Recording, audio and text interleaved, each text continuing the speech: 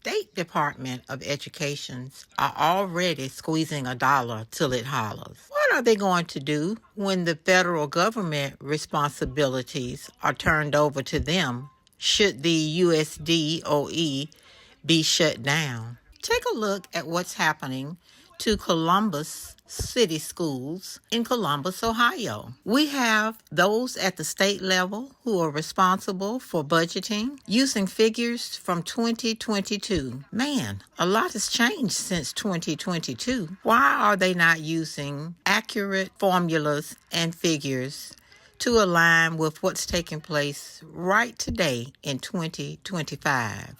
Again, take a look at what's going on there. Seifert is live at the State House. We're talking tens of millions of dollars the district would lose. Yeah, Kurt, exactly. CCS Superintendent Dr. Angela Chapman told our team that the district could lose more than $45 million over the next couple of school years. That is why she went before lawmakers here at the State House to testify about this proposed budget cut on Tuesday. She said those budget cuts could virtually eliminate the $38 million school levy that voters just recently passed. She spoke to the Board of Education about the impact Governor DeWine's budget could have on families during a meeting last night. She says the cuts would not only be a huge hit to the district, but would also impact our entire community.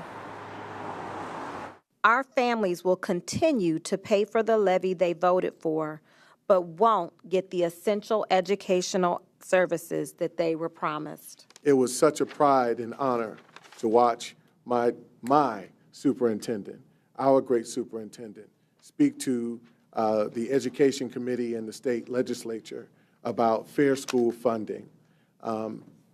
We shaped a strong narrative about why this is so important to our students, how this is so important to our staff, the tough decisions that we may have to be put in place to have to make.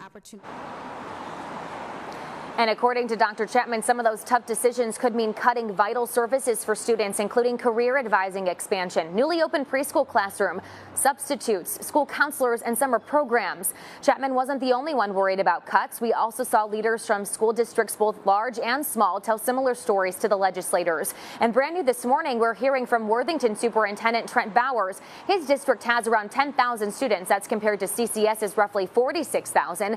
But in a blog post on the district's website, he says Worthington is projected to lose $2.2 million in funding.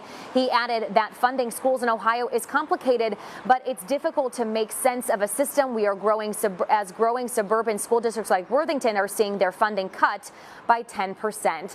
Our team will continue following how this proposed budget cut will impact school districts across Central Ohio and all of you as taxpayers. As soon as we get any new information from how this will impact districts or from state leaders, we'll let you know here on air and online. We're now live on your side outside the State House. I'm Kate Sievert for Good Day Columbus. So if the federal government does shut down, will the states be as liberal with the funding as the federal government has been? I mean, there are any number of special programs and the like that are likely to go unfunded. And when we think about vouchers and what's happening with school choice, etc., wow. This could all be very interesting and all to the detriment of children. Let us pray.